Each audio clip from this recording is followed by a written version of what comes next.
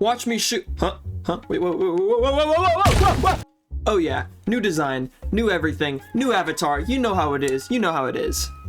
Anyways, let's get back to what I was saying. Watch me shoot my shot at the same target demographic of the Domo and Skylanders video. Hello, it's me, your friendly neighborhood Spider-Man, and I want to rant about Invader Zim. Now, if you like my past few videos, I'm sure you're gonna love this one, and if you don't, I will literally incinerate you, because Invader Zim has been, and probably always will be, one of, if not my favorite show of all time. Now you see, Invader Zim debuted on March 30th of 2001, around some pretty historical times that totally won't have any effect on this show's runtime, or you know, globally. Oh boy, I sure can't wait to go home and watch. Oh my god! Oh my god, they hit the second time! Holy fucking oh my god! Anyway, it was made March 30th of 2001 by this guy named Vasquez. We will get back to this guy in a minute because he's a pretty interesting and cool dude. Now, this show would have a runtime of about 1 year. Yes, you heard me right, 1 year before the show was cut and left for dead, only airing the pilot episode and 27 completed episodes, with several more being scrapped. And now you're probably wondering why was the show scrapped and cancelled. Well, you see, Invader Zim would air on Nickelodeon, a popular place for kids' cartoons, but Invader Zim had a more edgy and gross humor compared to what else was airing at the time, and it was intended for a slightly older audience, around pre-teen.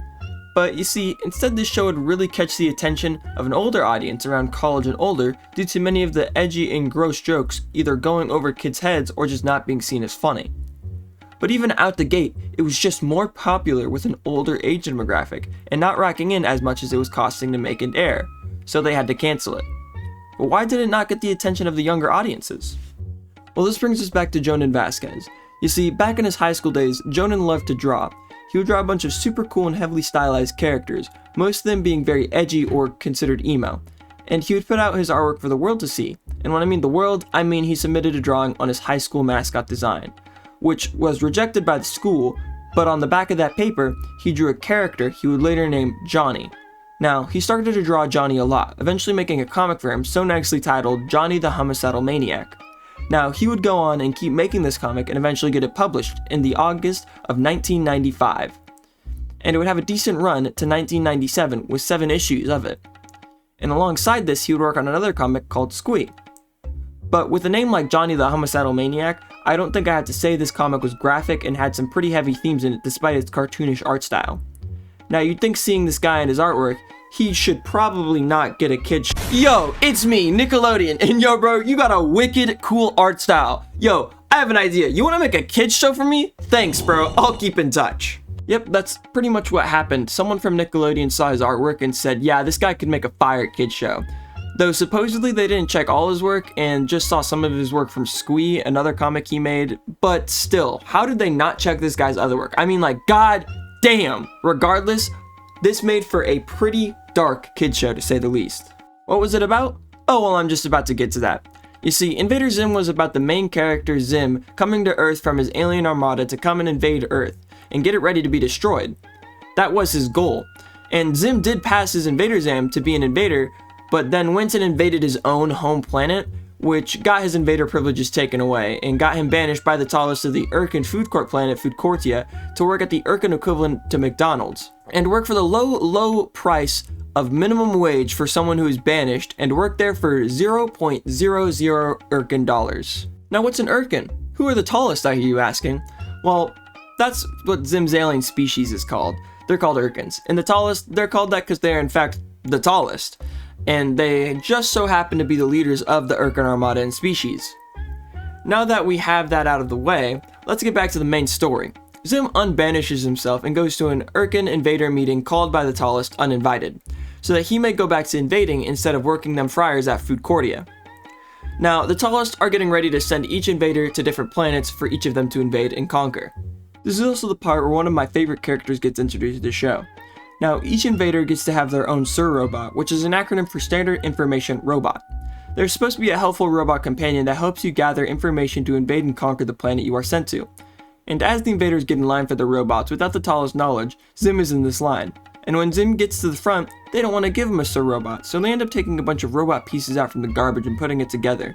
and instead of giving the robot its standard processing chip, they just throw in some garbage in its head. Miraculously, it turns on, but seems to be a bit stupid. Zim points this out, but with how annoyed the tallest are of Zim, they just say it's a newer and more advanced experimental robot they have designed just for him. They even gave it a name, GER, that which is also an acronym, and it stands for Garbage Information Robot, which is really fitting for their character. Right after receiving his robot, Zim asks what planet he will be invading for his oh-so-perfect overlords, the tallest. And with the tallest just wanting to get Zim out of their hair, or, antennas, they just slap a sticky note on the side of their monitor and tell him to go to Earth without even knowing if it's there. That's the type of hater shit they were on with Zim. Anyway, Zim, being as dumb as his new robot, accepts and goes to seek out Earth.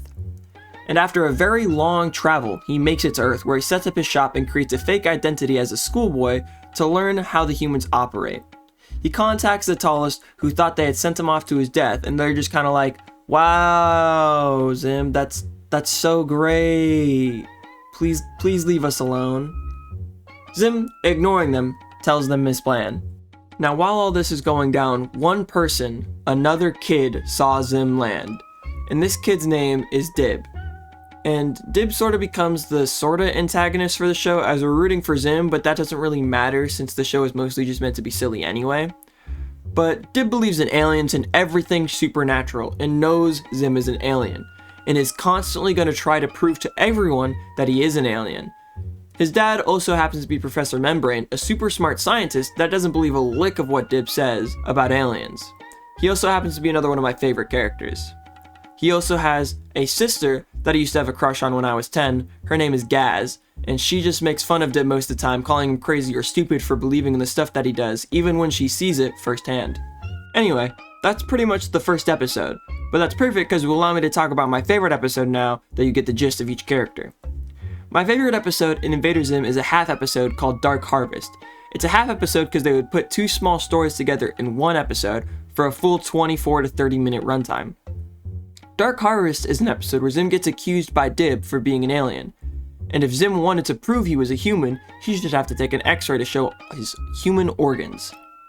Zim, afraid his cover will be blown, gets an idea. And his idea is to take the organs of other kids and replace them with things that look like those organs, or just something weird in general, and put said organs in his body. Hey, remember when I said this show was a little dark and gross for a kid's show? Anyway, you would then see a kid's kidney replaced with a hallway pass, a kid's intestines replaced with a radiator.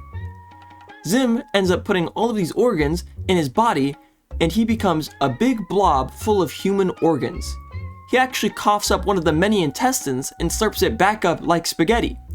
Dib even questions, asking how many of certain organs he has, to which he gives a funny response. That's it, Zim! This has to stop! I'm afraid I don't know what you're talking about. Look at you! You've gone too far! You're a hideous blob of stolen organs! I've been working out.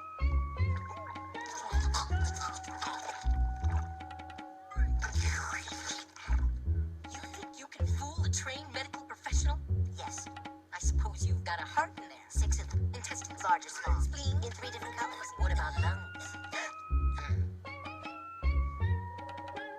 Another one of my favorite episodes I remember is an episode called Germs, where Zim becomes an incredible germaphobe and goes crazy on cleaning his house, his equipment, and even GER. All because he believed in a movie made by humans where aliens were incredibly weak to our human germs, making them explode almost instantly. So Zim gets a pair of germ goggles and cleans every germ in his sight. Eventually running out of his cleaning spray, he heads out to go get more, and finds a strange fast food place where the beef they serve in their burgers are incredibly germ resistant and germ free. Asking the person at the register how can the beef be this germ free, he goes on a rant about space cows and space beef. You, Burger Lord! How is it that this meat is so pure, so perfect? Well, it all started in 1962. Utilizing advances in modern food synthesis, scientists at NASA began work on a germ-hostile space meat to be used during long expeditions into deep space. Only recently has their hard work paid off, as even more advances in the field of space meat have been made and applied to what is now called Operation Meat. Seeing this as a way to end their streak of being sued by angry customers poisoned by their burgers, the McMeaties Corporation decided to try this miraculous space meat. Not having access to that technology, we make ours out of napkins. Zim gets hooked by this and buys a lot of their beef to cover himself and make himself completely germ-free. Invader Zim, even after being cancelled, had a cult-like following and eventually got its own Netflix original movie. Now let me tell you, when this movie got announced, I was fiending over it. After waiting so many years for a reboot or maybe a remake, this movie brought me light in my dark tunnel. I watch it all the time if I don't know what to put on, or just the original show. The movie is called Invader Zim Enter the Florpus, and the whole point of the movie is that Zim finds out that the Urkin Armada just moves in one straight line, and the Earth is nowhere near that line. So he will never get to please the tallest with taking over the Earth for them to destroy. So he devises a plan to take one of Professor Membrane's inventions and make it so it can teleport Earth directly in the line of the Armada. Even the tallest are skeptical and worried about this plan, as the invention also causes some rips in the galaxy in Florpus, making for a bunch of cool scenes where they are constantly changing art styles due to the galaxy ripping apart. And while all this is happening, Dib is desperately trying to save everyone, and his dad just thinks he's tripping balls, thinking someone put something into his tea. We got some crazy good Professor Membrane scenes in this movie, let me tell ya. And I'm so glad that we got this super cool fighting scene where Professor Membrane literally hits a Kamehameha. This movie is absolutely amazing, and I would highly suggest you watch it if you're into Invader Zim. If you haven't seen it yet, or if you haven't seen Invader Zim, I would suggest you go and watch both. This movie is absolutely amazing. I would highly suggest you watch it if you're into Invader Zim, or if you haven't seen it yet. And if you haven't seen Invader Zim either, I would suggest you watch it. Both the show and the movie are both absolutely amazing, and this franchise will forever hold a special place in my heart, as it is what I grew up with, and it is one of the many childhood shows I still watch to this day. Anyways, that's all from your friendly neighborhood Spider-Man for today. So if you guys could swing into that subscribe button and web shoot all over that like button, that would be great. Man, who wrote this fucking script, dude? This is fucking this is gross, dude. Who wrote this?